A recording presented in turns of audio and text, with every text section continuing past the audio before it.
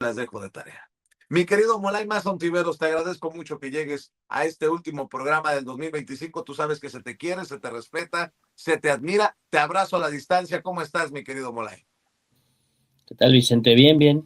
Acá, escuchando pacientemente la noticia, informándome a través de Sin Censura. Esto. Oye, querido Molay, creo que debe de ser un programa de reflexiones y tú eres muy bueno para las reflexiones. Te agradezco tu paciencia. Escuchábamos las reflexiones de Ricardo Peralta, después de escuchar las reflexiones desde muy temprano de otros compañeros y Claro. amigos, y no puede faltar la tuya para cerrar este 2025 rumbo al 2026, Molay. Pues cerramos a tambor batiente, ¿no? Por un lado, los éxitos del sexenio. Nadie puede negar que el gobierno de la doctora Claudia Sheinbaum es un gobierno que tiene mucho éxito. Por eso la derecha está toda neurotizada y dispuesta a cualquier cosa. Mira, yo no dudo ni poquito que lo del tren sea un acto de sabotaje de la derecha en México. No, yo no lo dudo ni poquito. No tengo pruebas, pero tampoco tengo dudas, porque engarza perfectamente bien con todo lo que han dicho, con todo lo que han afirmado. No creo que sea el primero, ¿no? Ojalá sea el último, pero no lo dudo ni poquito. Pero ¿por qué pasa esto? Pues porque están desesperados, porque el gobierno de Claudia es un gobierno que ha roto récords internacionales, que está reconocido a nivel global como una gestión exitosa. Es un gobierno que, al contrario de lo que pasa con Donald Trump, el gobierno de Donald Trump también tiene poco más de un año y pareciera que ya pasaron 10 años de todo lo que ha destruido, de todo lo malo que ha sido para el mundo y para su propio país, todo el dolor que ha causado. Pareciera que han pasado 10 años de brutalidad, de ocurrencias, de imbecilidad, de ignorancia, de un personaje que es repugnante, es asqueroso, es miserable, ¿no?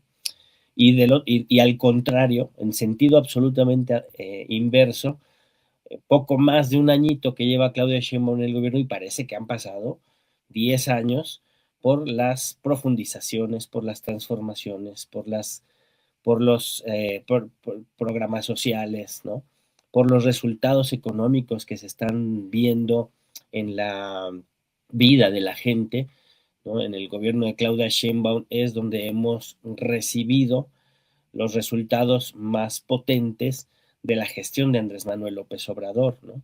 A mediados de este año se supo estos resultados de la salida de 13, un poco más de 13 millones de familias de la pobreza, ¿no? Una cifra excepcional que denota una tendencia por primera vez en la historia en América Latina, por primera vez en la historia de nuestro país, una tendencia a la eh, recuperación de la igualdad social, cosa que desde la colonia, desde tiempos coloniales no habíamos visto, salvo en el interregno que significó la sustitución de importaciones y el desarrollo estabilizador de la época del Priato, ¿no?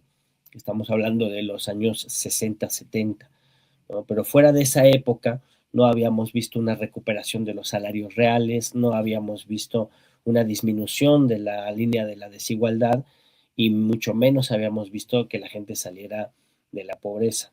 ¿Cuál es la gran diferencia de esa época del desarrollo estabilizador con la cuarta transformación y con el gobierno de Andrés Manuel López Obrador y de Claudia Sheinbaum? La gran diferencia es que esto se está logrando en democracia y se está logrando con una participación más involucrada del pueblo de México, ¿no? Y se está logrando con un proyecto que el pueblo eligió y con un proyecto que el pueblo apoya, ¿no? Y que el pueblo está observando, está siguiendo y que puede, en el momento en el que lo desee, cambiarlo, transformarlo, intervenirlo, superarlo, ¿no? O apoyarlo, seguirlo empujando.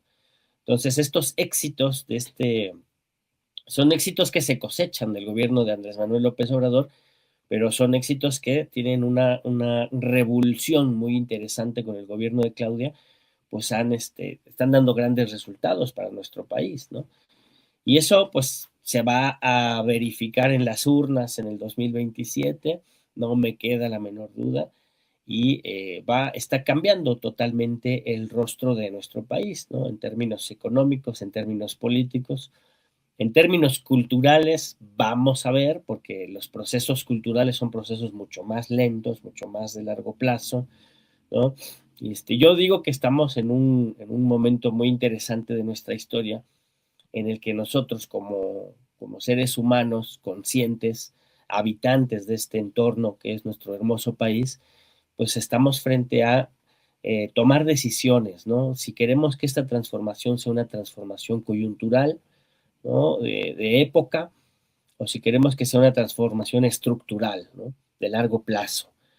Y ahí es donde se dan los cambios culturales y los cambios de la conciencia de la gente, y en donde tenemos la oportunidad de expulsar totalmente de nuestra forma de entender la vida el neoliberalismo, la explotación, la desigualdad, el racismo, el clasismo, la discriminación en todas sus formas, ¿no? Las lógicas de la dominación y las lógicas de la explotación, ¿no? Si podemos transformarnos culturalmente, éticamente, socialmente, para ir superando una sociedad que normaliza el mal y normaliza la explotación y la desigualdad, ¿no? Y ir más bien normalizando la solidaridad, la sororidad, la fraternidad, la igualdad, la redistribución de la riqueza y la democracia radical, ¿no? Entonces la cuarta transformación abre esa perspectiva, ¿no? No quiere decir que ya está ganada, que ya la tenemos, que ya estamos ahí, no, no, no, quiere decir que se abre esa oportunidad, ¿no? Y entonces, gracias a que nuestro pueblo intervino en la historia, transformó su forma de hacerse gobierno y abre estas oportunidades a partir de una gestión espectacular de la doctora Claudia Sheinbaum, y también debe decirse, ¿no? También un trabajo político muy complejo, ¿no? Una ingeniería política muy, muy bien elaborada dentro del poder legislativo, ¿no? Que gracias a eso tuvimos las reformas que permitieron, por ejemplo, la renovación estructural del poder judicial, ¿no?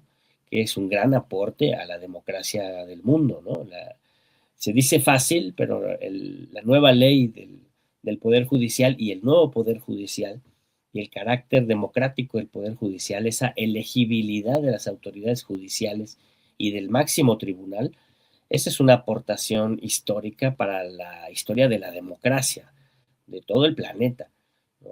A partir de este cambio que hizo nuestro país, y repito esto, y se logró gracias a que tuvimos una mayoría en las cámaras, una mayoría, una capacidad, una buena correlación de fuerzas en el poder legislativo y la capacidad de construir mayorías parlamentarias, ¿no? Gracias a eso se tiene esa reforma, entre otras muy importantes, pero esta reforma es un cambio en el Estado, es un cambio en la forma de vivir la democracia, ¿no? Y es quitarle a los poderes fácticos, estos poderes fácticos de la pandilla golpista y de los grupos más atrasados de la sociedad mexicana, se les quita la capacidad de intervenir un poder del Estado y utilizar ese poder del Estado para echar atrás los procesos democráticos. Y eso pasa en todo el mundo. En todo el mundo el poder judicial es utilizado por las oligarquías económicas para echar atrás, para desmontar procesos democratizadores. Y acá esa posibilidad se les ha quitado, o por lo menos se les ha puesto mucho más difícil, ¿no? Ya no va a ser, ya no es tan fácil para ellos nada más tener contacto con las familias machuchonas que estén infiltradas en el Poder Judicial. Ahora tienen que luchar democráticamente por ocupar espacios de manera electa en esa instancia. Y eso es un aporte importantísimo que se consolidó este año que estamos dejando atrás. Se consolidó formalmente, ahora se tiene que consolidar en la práctica, en la vida pública, y ahí tenemos que entrarle todos y apoyar haciendo pues nuestras denuncias pertinentes, observando, vigilando, criticando y autocriticando ¿no? Cómo se va desenvolviendo el trabajo de nuestro nuevo Poder Judicial, pero esa es una de los símbolos que más les causa dolores de cabeza a los fachos, pues es el hecho de que nuestro compañero Hugo Aguilar, ¿no? Que es un indígena mexicano, oaxaqueño, ¿no? Esté ahí sentado al frente, ¿no?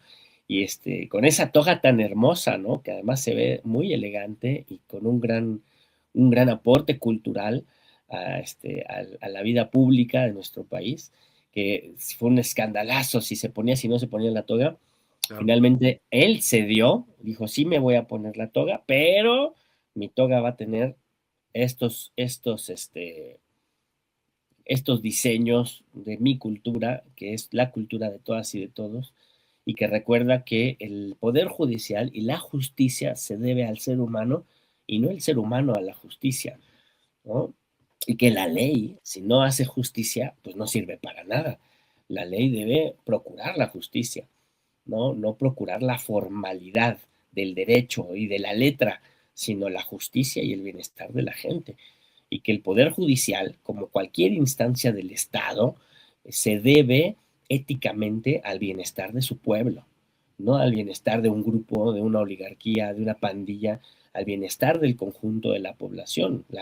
El Poder Judicial, el Poder Legislativo, el Poder Ejecutivo son instrumentos del Estado garantes del bienestar de la comunidad política, garantes del bienestar del conjunto del pueblo, y esa es el espíritu de la conformación de la república en nuestro país, ¿no? Pero los de arriba, los que acumulan la riqueza mala vida a partir del hurto, las cúpulas, las oligarquías, siempre olvidan eso y quieren utilizar al gobierno y al Estado para satisfacer sus ambiciones más primarias, y siempre echan todo a perder, todo lo que tocan lo hacen mierda, y por eso los hemos desplazado del gobierno, por eso los hemos quitado del gobierno, por eso los hemos sacado del Poder Judicial, y por eso estamos construyendo esta cuarta transformación, que en Oye, este primer año de su segundo piso el balance es abrumadoramente positivo, con todos los problemas que se puedan señalar, pero en el mundo entero están viendo y reconociendo que uno de los gobiernos más exitosos, yo no sé si sea la mujer más poderosa del mundo, pero sí sé que es uno de los gobiernos más exitosos, una de las gestiones mejor hechas, más cuidadas de la historia de la administración pública.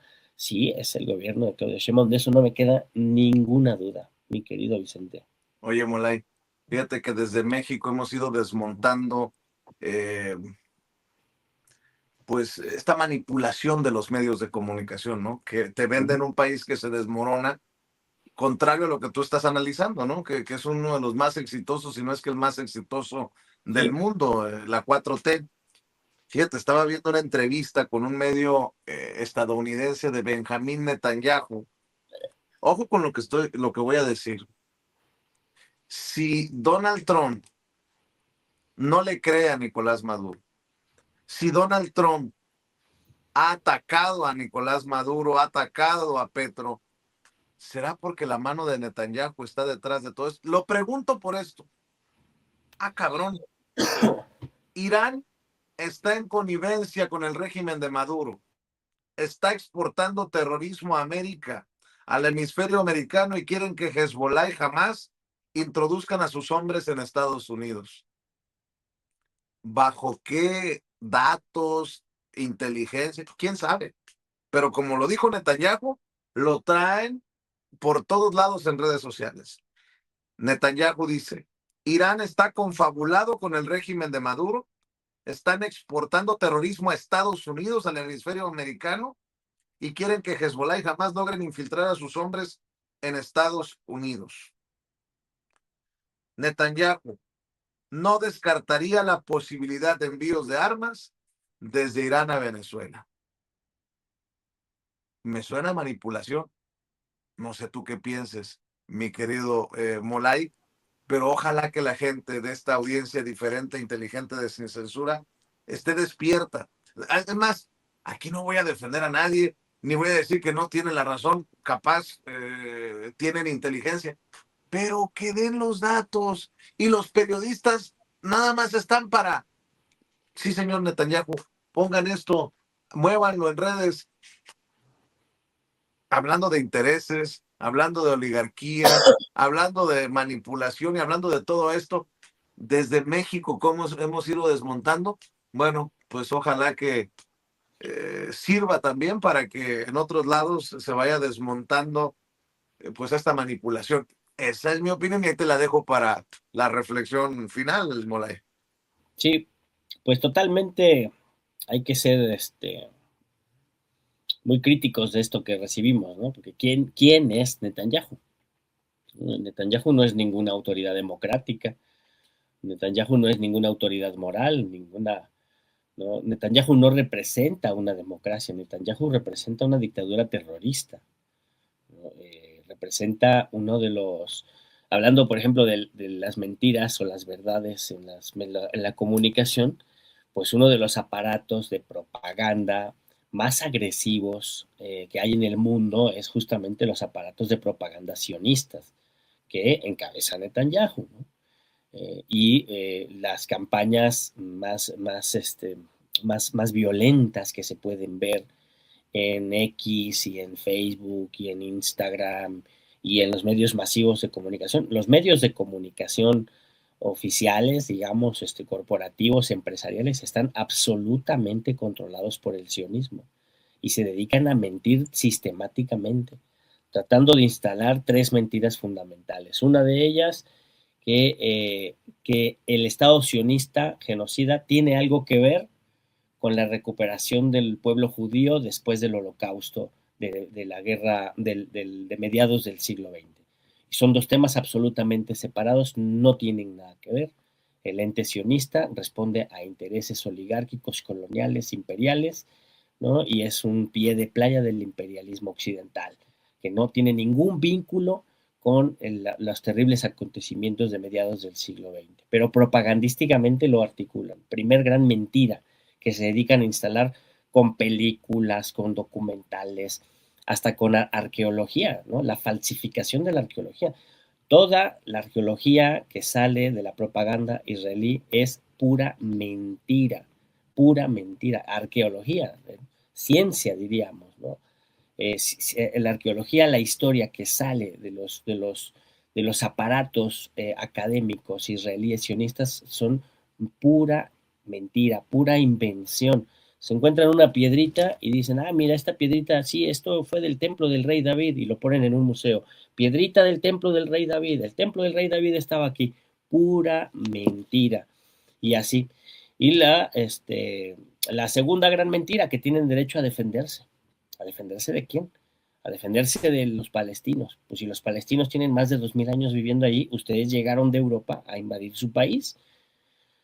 No, pero la propaganda, la Hasbara, se dedica a instalar la idea de que ellos son el pueblo elegido de Dios. Venga, fíjate, aquí ya salimos de la propaganda hacia la teocracia, hacia la imposición de una concepción teocrática de la realidad, en donde si tú no estás de acuerdo con mi religión, pues yo te puedo matar. Fíjate, y entonces regresamos a épocas de hace más de 2000 años. O sea, estos cuates tienen la mentalidad instaurada en la antigüedad más arcaica, ¿no? Y su propaganda política y agresiva la convierten en eso, ¿no? En la instauración de mitos, en la imposición de su religión, pero además en la imposición de un régimen supremacista racialmente, la imposición de un régimen de apartheid en contra de la población palestina, incluso el apartheid en contra de poblaciones judías no blancas también, ¿no?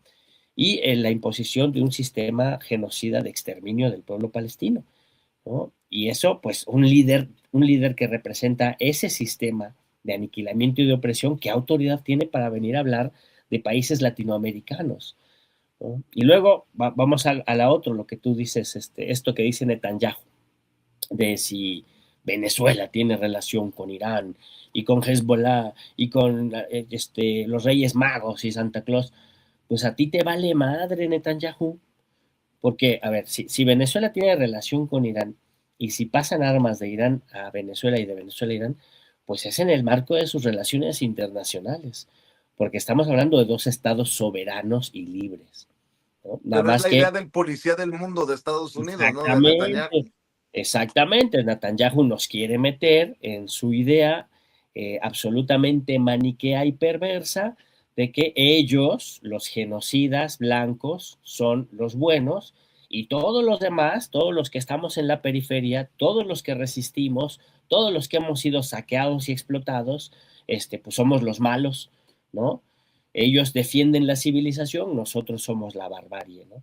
Y entonces nosotros como países desarrollados, como países soberanos, como países libres, que tenemos petróleo, que tenemos energéticos, que tenemos nuestras mercancías, no podemos comerciar con otros países porque para ellos eso es terrorismo, ¿no? Si uno ejerce su independencia, si uno ejerce su libertad, si uno ejerce su democracia, eso es terrorismo para estos fulanos, ¿no?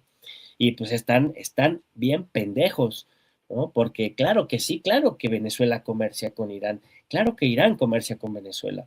Y Irán tiene alta tecnología en la fabricación de drones y en la fabricación de un montón de herramientas militares que, por cierto, han doblegado los domos de defensa aérea israelíes que se decían impenetrables, que decían invencibles.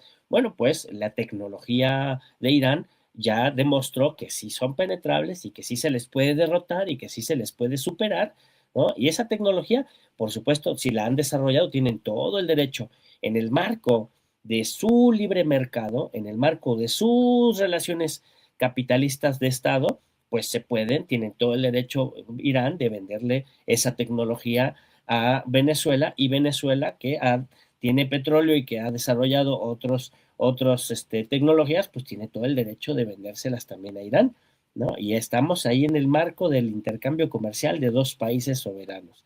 Ahora, si Hezbollah quiere entrar en relación con Venezuela y Hamas quiere entrar en relación con Venezuela, pues la pregunta sería, ¿quién es Hezbollah y quién es Hamas?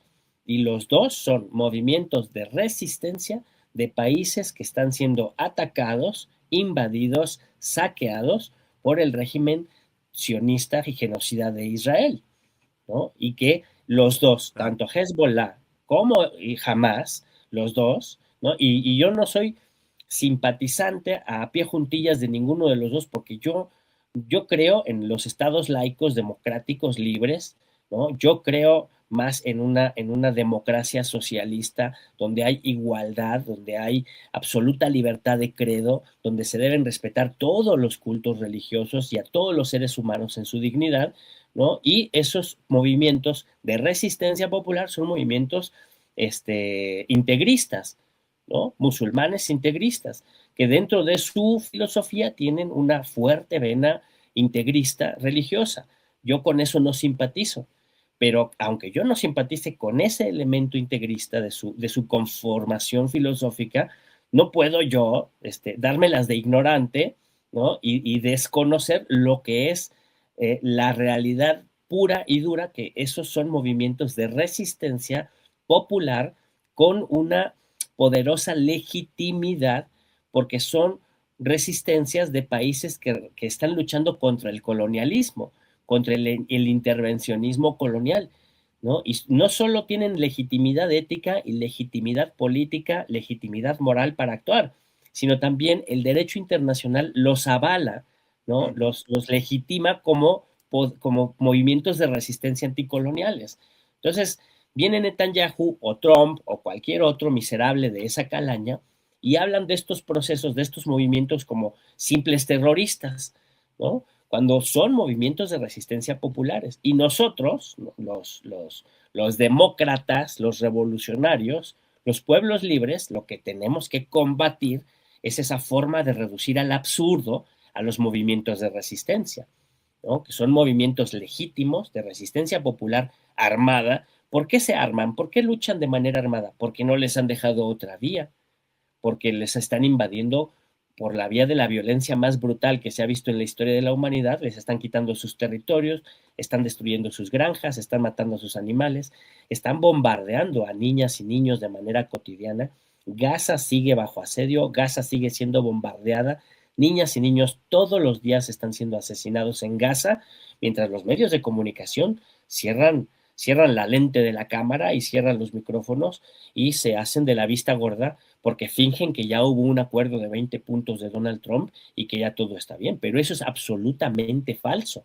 El genocidio está en una de sus etapas más crudas en Gaza, y mientras más violencia haya contra el pueblo gazatí, contra el pueblo palestino y contra el pueblo libanés, más legitimidad van a tener tanto Hamas como Hezbollah, como muchos otros movimientos de liberación nacional que se vayan desarrollando en todo el mundo en contra del imperialismo, en contra del colonialismo y en contra del sionismo, ¿no? Y en contra de los fascismos que se están imponiendo en la realidad de varios países antidemocráticamente, ¿no? Donde la ultraderecha se impone porque el pueblo la votó, pues ni hablar, mano.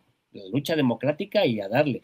Pero donde se impone de maneras ilegales y de maneras violentas, pues que a nadie le sorprenda que el pueblo elija también caminos de revolución armada, como ha pasado toda la historia de la humanidad, ¿no? Y no va a dejar de pasar.